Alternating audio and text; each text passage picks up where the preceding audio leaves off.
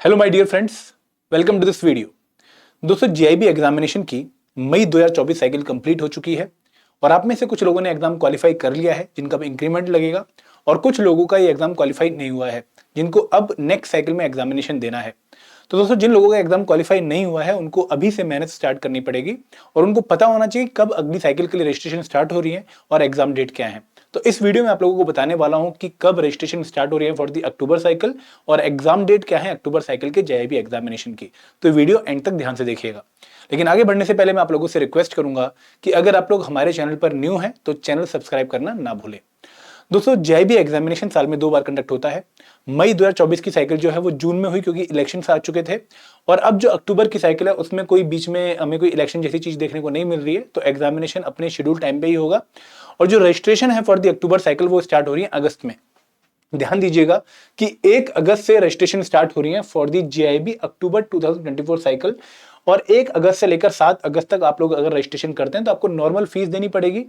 अगर आप पहली बार ये एग्जाम दे रहे हैं, आपका फर्स्ट अटेम्प्ट है, तो आपको 4300 के आसपास फीस भरनी पड़ेगी, 4000 के आसपास फीस भरनी पड़ेगी प्लस टैक्सेस।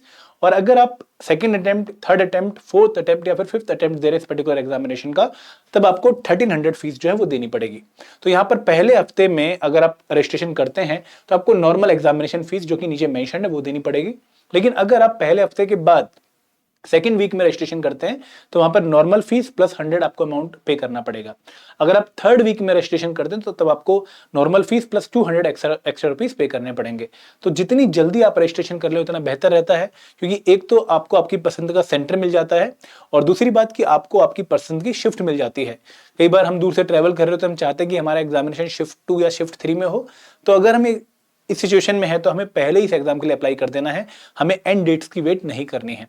तो इसके साथ साथ अगर आप लोग अभी बैंक में ज्वाइन किए हैं, आपका अभी अप्रैल में सिलेक्शन हुआ था, ठीक है, आईबीपीएस के एग्जाम में या फिर किसी और एग्जामिनेशन में, तो आपको अपनी मेंबरशिप जो है वो ले लेनी है आईबीएफ की, ताकि आप लोग एग्जाम की रजिस्ट्रेशन करते टाइम कोई दिक्कत फील ना करें।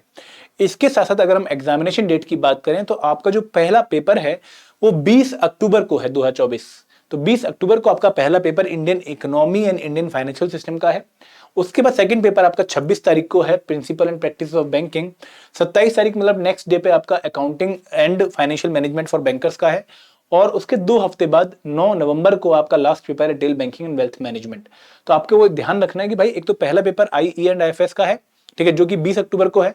और इस बार अगर हम अक्टूबर साइकिल मई साइकिल की बात करें तो काफी लोगों को दिक्कत आई आई एंड एफ एस में, बट क्योंकि अगली बार वो पहला पेपर है तो आप उसकी प्लानिंग बहुत अच्छे से कर सकते हैं, काफी टाइम उसको डिवोट कर सकते हैं। तो दोस्तों, वो पेपर आप लोग टारगेट पक्का करिएगा, क्योंकि इस बार तो रिटेल बैंकिंग के बाद नेक्स्ट डे ही आपका आई एंड एफ एस का पेपर था, क्योंकि रिवाइज डेट में I F S second number पे आ चुका था। तो यहाँ पर आपको दिक्कत हुई थी, उसके लिए टाइम नहीं मिला था पढ़ने के लिए। लेकिन अगली साइकिल में काफी टाइम है, तो आप लोग उसको अच्छे से प्लान करके पक्का क्लियर कर लीजिएगा। उसके बाद जो नए बच्चे एग्जामिनेशन दे रहे हैं उसको मैं बता दूं कि जब भी पेपर अल्टरनेट डे पे रहता है तो जो पेपर सेकंड डे होता है ना, वहां पर काफी लोगों को दिक्कत आती है क्योंकि बहुत कम टाइम मिलता है प्रिपरेशन का। तो अगर आप अभी से ये एग्जाम क्रैक करने के लिए सीरियस हैं तो अभी से ही आप accounting and financial management for bankers जो एबीएफएम कंपोनेंट है उसको अच्छे से पढ़ना शुरू कर दीजिए, क्योंकि तब आपके पास शायद बहुत कम टाइम बचेगा इस एग्जाम को प्रिपेयर, इस कंपोनेंट को प्रिपेयर करने का। तो अभी से ही इसकी प्रैक्टिस काफी अच्छी कर लीजिए। And last but not the least, retail banking and wealth management, जो कि ज्यादा डिफिकल्ट कंपोनेंट नहीं है, थोड़ा छोटा कंपोनेंट भी है, सिर्फ 26 चैप्टर है हमारी बुक में। तो वो आपको अगर 2 हफ्ते का टाइम आईबीएफ ने दिया है तो वो कंपोनेंट आप उस टाइम पर अच्छे से प्रिपेयर कर सकते हैं। एक बार अगर आपने हल्का फुल्का अभी पढ़ा है तो 2 वीक 14 दिन बहुत सफिशिएंट टाइम है इस पेपर को क्वालिफाई करने का। तो आपका अल्टीमेट फोकस जो होना चाहिए वो आईई एंड आईएफएस पे और एबीएफएम पे प्रायोरिटी पे होना चाहिए। PPB and retail banking and wealth management आप थोड़ी लो प्रायोरिटी पे भी रख सकते हैं। दोस्तों, these are the examination date for the October 2024 cycle. एक बात और ध्यान रखिएगा दोस्तों, ये एग्जाम टफ नहीं है। मैं आपको बार बार कहना चाहूंगा कि एग्जामिनेशन टफ नहीं है। ये एग्जामिनेशन हमने टफ बना दिया है क्योंकि हम उतनी प्रिपरेशन नहीं करते हैं जो इस एग्जाम को क्रैक करने के लिए रिक्वायर्ड है। इससे ज्यादा मेहनत हम ऑलरेडी कर चुके हैं हमारी बैंकिंग एग्जाम को क्लियर करने में। तो दोस्तों, अगर आप यहां पर डेली 1 घंटा भी अगर इन्वेस्ट कर देते हो अपनी प्रिपरेशन में, trust me, you are more than capable of clearing this examination.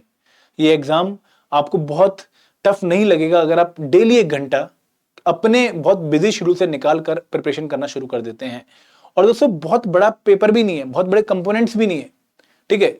एक नॉर्मल अगर शेड्यूल हमारा रहेगा और हम थोड़े से कंसिस्टेंट रहेंगे तो ये एग्जामिनेशन क्रैक होने से कोई भी नहीं रोक सकता।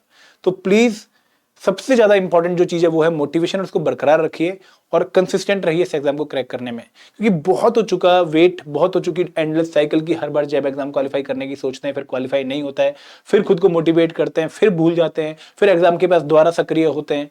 दोस्तों ऐसे ज्वालामुखी मत बनिए जो कभी कभी फटता है, ऐसे ज्वालामुखी बनिए जो हमेशा सक्रिय रहता है जब तक उसका पर्पस सॉल्व नहीं हो जाता। ठीक है, तो प्लीज बी मोटिवेटेड। डेट्स आपके सामने हैं, रजिस्ट्रेशन डेट का ध्यान रखिएगा, मैं आपको दोबारा भी याद कराऊंगा अपनी वीडियोस में। लेकिन अगर आपके पास एग्जाम डेट सामने है तो आपको अभी से अपना स्टडी प्लान बना लेना है और अभी से ही आप लोगों ने बहुत सिंसियरली से एग्जाम की तैयारी करनी है। Trust me, you are more than capable of clearing this examination if you are consistent. Thank you very much. जय हिंद, जय भारत।